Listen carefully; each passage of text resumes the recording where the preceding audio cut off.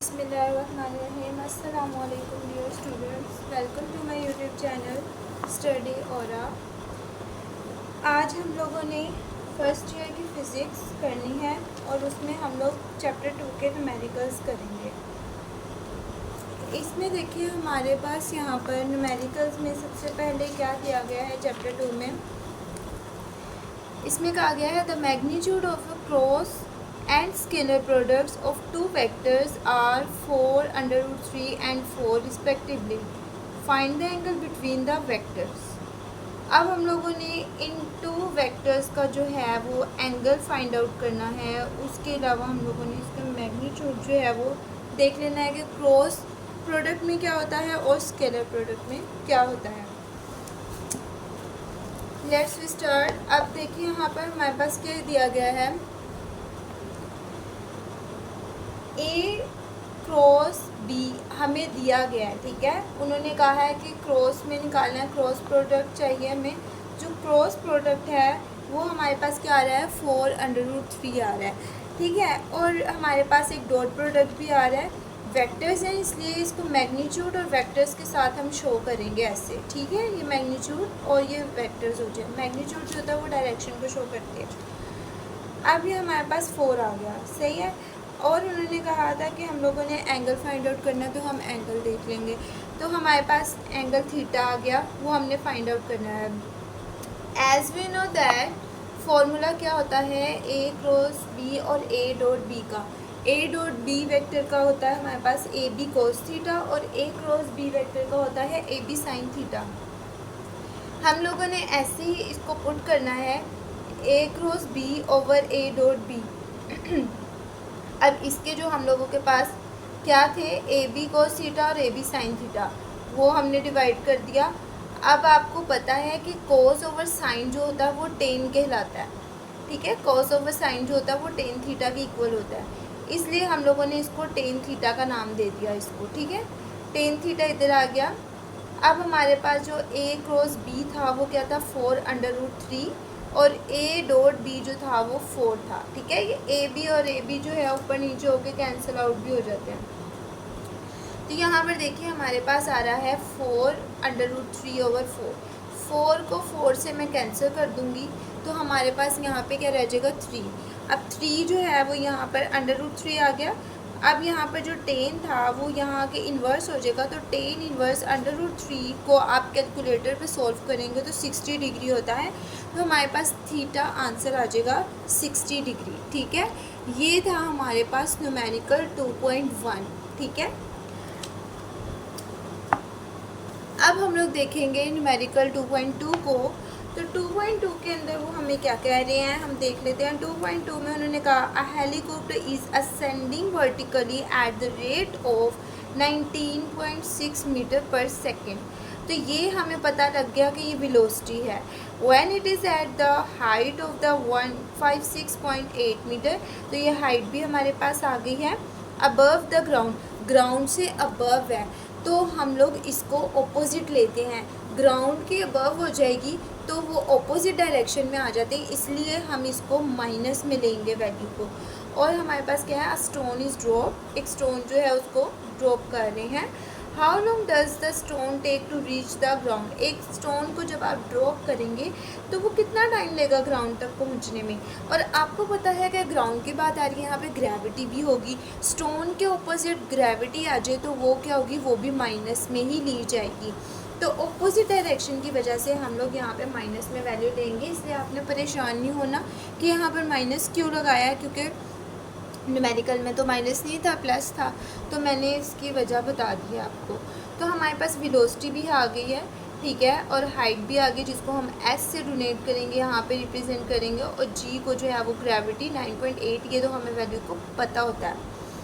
और हमने time find out करना है, क्योंकि उन्होंने पूछा कि कितने टाइम में जो है वो स्टोन ग्राउंड तक पहुँचेगा, तो टाइम आ गया टी। अब हम लोगों को एक फार्मूला भी पता है, S = VAT + ½ AT² होता है। ठीक है, ये हम लोगों के पास इक्वेशन ऑफ मोशन है। तो यहाँ पर हम लोगों ने यही इक्वेशन ऑफ मोशन को अप्लाई करना है। यहाँ पर s जो है उसकी वैल्यू को पुट करेंगे, यहाँ पे v की वैल्यू को पुट करेंगे और t हमारे पास नहीं है, हाफ आ जाएगा और यहाँ पर 9.8 और ये टी स्क्वायर। यहाँ पर देखिए -156.8 और ये इसको मल्टीप्लाई करने से ये हो जाएगा और इसको 2 पे डिवाइड करने से यहाँ पे मेरे पास 4.9 आ जाएगा और ये प्लस माइनस माइनस हो जाएगा और ये आ जाएगा। अब यहाँ पर देखिए जो हमारे पास वैल्यूज़ थी इक्वल की साइड पे, तो हम लोग इसको उठा के जब इक्वल की साइड पे लेंगे यहाँ पे 0 रह जाएगा और ये माइनस हो जाएगा और ये प्लस हो जाएगा इक्वल की साइड पे आके, ठीक है, ये तो आपको पता होगा। अब यहाँ पर जब हम लोग इसको सॉल्व करेंगे तो 4.9 को हम कॉमन ले लें तो हमारे पास यहाँ पर टी स्क्वायर रह जाता है। 4.9 को 4 से मल्टीप्लाई करके देखेंगे 19.6, यानी कि 19.6 को आप 4.9 से डिवाइड करेंगे आपके पास 4 आएगा। 156.8 को डिवाइड करके देख लें 4.9 पे 32 आता है और इनको मल्टीप्लाई करने से ये आते हैं, ठीक है। ऐसे हम लोगों ने इसको कॉमन निकाला है। अब हमारे पास यहाँ पे 0 हो गया ये। अब यहाँ पे हमारे पास मिड टर्म ब्रेकिंग आ गई है और मिड टर्म ब्रेकिंग जो है वो ऐसी ही होती है कि हम लोग जो यहाँ पर दरमियान में होता है उसको ब्रेक कर देते हैं। तो यहाँ पे ब्रेक करने से देखिए हमारे पास ये बनता है -8 + 4 -4 ही बनता है और 8 4 से 32 भी होता है। तो इसका मतलब है हमारी मिड टर्म ब्रेकिंग बिल्कुल एग्जैक्ट है। तो यहाँ पर जो है हम लोग जब ले लेंगे इसको अलग अलग कॉमन निकाल लेंगे, 0 के इक्वल कर लेंगे तो यहाँ पर t - 8 = 0 आएगा। अब यहाँ पे माइनस की वैल्यू आई थी, इसको निगलेक्ट कर दिया जाएगा और ये आ रहा था 8। तो क्वेश्चन में भी आप देखें तो आप लोगों के पास आंसर जो दिया गया है वो कुछ ऐसे ही दिया गया है कि 8.0 सेकेंड, 0 पॉइंट के बाद कोई वैल्यू नहीं रखता, तो ये हमारे पास आंसर होगा, ठीक है। अब हम लोग चलेंगे न्यूमेरिकल 2.3 पे, ठीक है। अब न्यूमेरिकल 2.3 क्या है वो हम देख लेते हैं। उसमें हमें कहा गया है if a + b vector a - b के इक्वल है, हमने प्रूफ करना है a और b जो है वो परपेंडिकुलर हैं एक दूसरे के, ठीक है। हमने प्रूफ क्या करना है, वो परपेंडिकुलर है। सिंपल सी स्टेटमेंट है। तो यहाँ पर देख लें हमारे पास क्या है, a.b = 0 है, सही है। और यहाँ पर जो है हमारे पास a जो है वो प्रूफ करना है कि परपेंडिकुलर है b वेक्टर के, a वेक्टर b वेक्टर के परपेंडिकुलर है। तो हमारे पास यहाँ पे फॉर्मूला डॉट वाला क्या होता है, ab cos थीटा होता है। a.b आ गया तो ab cos थीटा जो है वो 0 के इक्वल था, ठीक है। और 0 के इक्वल होने से हमारे पास यहाँ पे, क्योंकि ये कह रहे थे ना कि वो a + b और a - b इक्वल है, ठीक है, तो इसलिए जो है वो हमने 0 के इक्वल लिया था। और हमारे पास क्या है, यहाँ पे cos इनवर्स 0 आ जाएगा, वो 90 डिग्री के इक्वल होता है और इस तरीके से हमारे पास इसका आंसर आ जाएगा, ठीक है। तो यहाँ पर हमारे पास 2.3 ख़त्म हो जाता है न्यूमेरिकल। अब हम लोग 2.4 कर लेते हैं। 2.4 जो है थोड़ा लेंथी न्यूमेरिकल है, थोड़ा सा समझना है, ट्रिकी है, लेकिन आप लोगों को इजीली समझ आ जाएगा, ठीक है। तो यहाँ पर देखिए वो क्या कहते हैं, a body of mass m at rest explodes into 3 pieces. एक बॉडी है, मैस है, ठीक है, वो m कह रहे हैं और वो कह रहे हैं 3 पीसीस में है वो। अब वो क्या कहते हैं, 2 ऑफ विच m मैस जो है वो m/4 है, जो 2 हैं उनमें से वो m/4 हैं, ठीक है। Are thrown off in perpendicular direction, perpendicular direction में गिर रहे हैं with velocities of 3 metre per second and 4 metre per second. अब वेलोसिटीज़ भी बता दी गई हैं, यानी कि पहले मैस जो पहले 2 मैस है वो m/4 है, वेलोसिटी जो है उनकी 3 और 4 है, ठीक है। थर्ड पीस को हमने खुद फाइंड आउट करना है, उसका मैस हमने खुद निकालना है, वेलोसिटी हमने खुद निकालनी है, ठीक है। Let's start. अब यहाँ पर देखिए हमारे पास क्या आ गया, यहाँ पर हमारे पास है 2.4 में जो गिवन था वो हमारे पास ये था कि टोटल मैस m है, फर्स्ट पीस ऑफ मैस जो है वो क्या है m/4 है, वेलोसिटी इसमें 3 मीटर पर सेकेंड है, सेकेंड वाला m/4 है, वेलोसिटी 4 मीटर पर सेकेंड है, थर्ड जो है वो m/2 है, वेलोसिटी हमने फाइंड करनी है। m/2 कैसे आया है, यहाँ पे आप लोग क्वेश्चन मुझसे कर सकते हैं, तो मैं यहाँ पे आपको बता देती हूँ कि m/2 कैसे आया है। ये देखिए हमारे पास थर्ड पीस है, तो थर्ड में से हम माइनस कर देंगे इनके सम को, यानी कि जो पहले 2 हैं इनको हम कर लेते हैं ऐड, यानी कि पहले 2 क्या थे, m/4 और m/4, ठीक है। m/4 + m/4 इनको हम प्लस कर लेंगे और इनका सम जो है हमने इसमें से माइनस करना है। तो यहाँ पर देखें हमारे पास क्या आएगा, एलसीएम लेने से ये 4 आ जाएगा और ये m प्लस एम हो जाएंगे 2m, ठीक है। और यहाँ से जब हम इनका एलसीएम लेंगे तो यहाँ पे हमारे पास 4 आ जाएगा, ये हो जाएगा 4m माइनस 2m, ठीक है। और ये जब माइनस करते हैं तो 4m में से 2m जाते हैं तो ये 2m ओवर 4 आता है, और ये 2 1 ज़ा 2 और 2 2 ज़ा 4 होता है। तो इस वजह से हमारे पास यहाँ पे आएगा m/2, ठीक है। ये वाला जो है ये मैंने आपको बताया कि m/2 कैसे आया, सही है। तो m/2 ऐसे आया। इनिशियल मोमेंटम जो है वो हमारे पास 0 है। अब हम लोगों ने यहाँ से क्या करना है, यहाँ पर हमारे पास देखिए मोमेंटम ऑफ पीस 1 है। मोमेंटम ऑफ पीस 1 में जो है वो हमें कहते हैं क्या, P is equal to mv पढ़ा हुआ है आपने, ठीक है। मोमेंटम का formula P is equal to mv। तो मैस जो है हमारे पास m/4 था और वेलोसिटी इसकी 3 थी, 3m/4 आ गया। इसी तरीके से 2 को भी हमने कर लिया।